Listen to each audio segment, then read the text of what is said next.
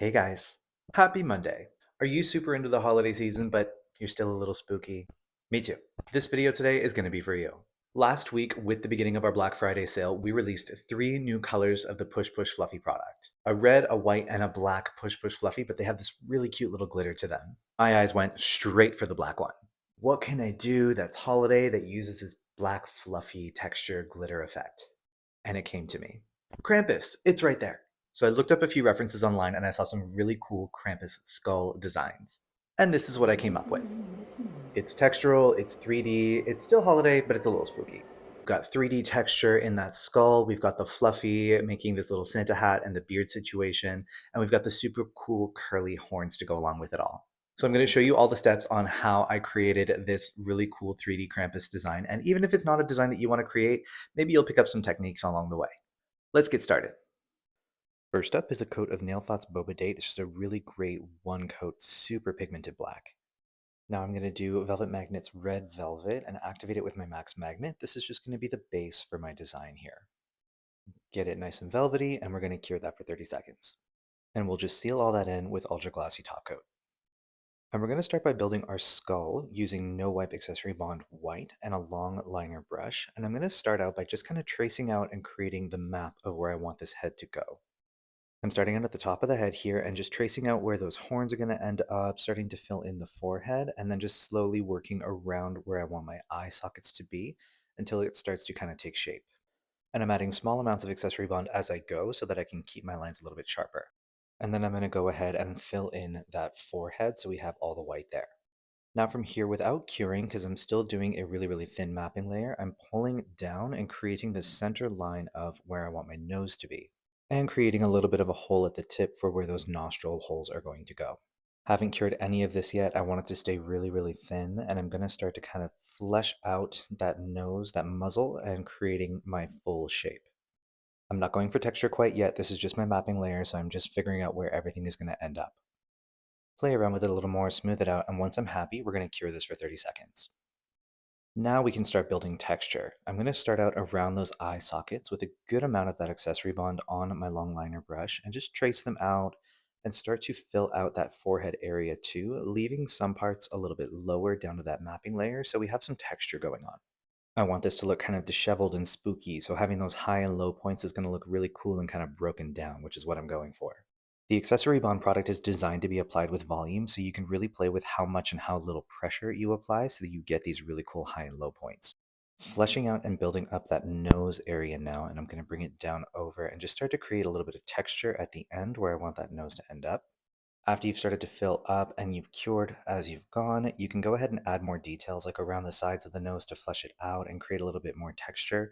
And I like to work really slowly, use light pressure, and then just cure as I go to create more height and more depth between all of my layers, adding where I want it to come forward a little more, and just skipping those points that I want to recede and look more shaded.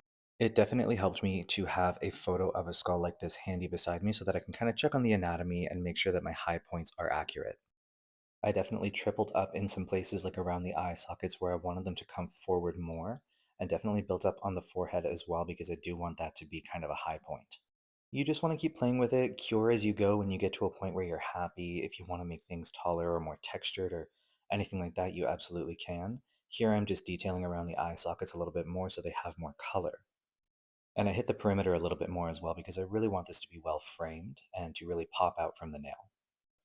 When your skull is looking super cool and kind of spooky, we're going to do a full cure on that and move on to the horns. So with Japanese charcoal, I'm going to use this to map out where I want my horns to be. And I'm going for a large kind of spiraling down shape. So coming out from those pockets that I created from the skull and just trailing it down to the sides of the nail on either side. This is just going to be our kind of mapping shadow layers. So this is a really good way to establish where you want the horns to be without it being too committal. And I made them swirl down to the sides a little bit more unevenly from each other as well because I thought that looked a little cooler.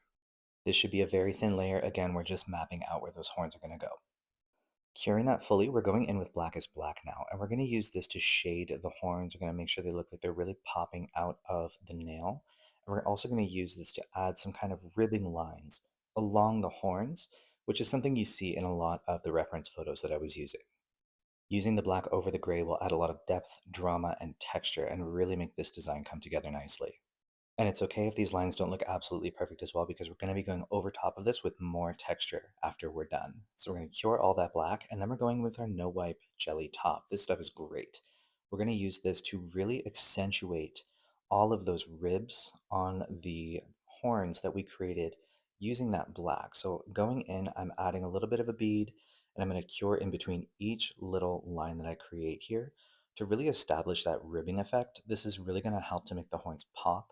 They're going to stand and have more of a 3D texture so that when we apply the fluffy product around the skull and the horns, it's still going to have presence and it's still going to look really, really cool.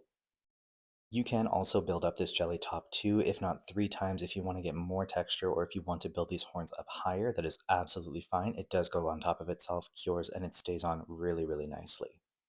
So after adding all of that texture, this is where we are sitting, looking really spooky so far. Now we're going to start adding some fluff. I'm going to be applying the Push Push Fluffy white glitter first, and we're going to use this to kind of create a hat band or a hood band on top of the skull. So that's great. It can hide a couple mistakes too if you messed up a little bit. Fluff it right on and cure it fully. That's giving a little bit more Christmas spirit. Now with the accessory bond black, I'm going to go in creating kind of a Santa hat almost, or like a hood, depending on the reference photos you were using. So I'm going around the top of the head and just in between the skull and the horns. And I'm going to apply the Push Push Fluffy red glitter to this to create kind of like a Santa hat texture. Brushing that off, there we go. Now using that same black, I'm just pulling it down from the bottom perimeter of that skull. And we're creating kind of like the black Krampus beard, and it can be kind of scraggly and weird. It's better, the more scraggly it is, the better, I think. And then we're going to use the Push Push Fluffy black glitter and apply that here, and it's going to create the Krampusy beard. Now, when I was fluffing the black fluff on, it kind of caught on the eye sockets and I thought it looked cool, so I did add a little bit of accessory bond black inside the eyes, and I think it really, really brought it to life. And this is the finished product. Super cool, super creepy, very holiday time, but a little spooky for y'all spooky girls. I had so much fun creating this look. There were a lot of really cool techniques that went into it. And it makes my heart a little happy that it's holiday, but it's still a little spooky. If you recreate this, I would love to see it. Definitely tag us. We want to see your beautiful creations. If you have any questions whatsoever, we have our cute little comment section right down below. You can drop your questions in there. We'll do our very best to get back to you as quickly as possible. Thank you so much for tuning in. I always appreciate it. Stay busy, stay inspired, and we'll see you right back here in 7 days for another episode of Monday Masters. Take care.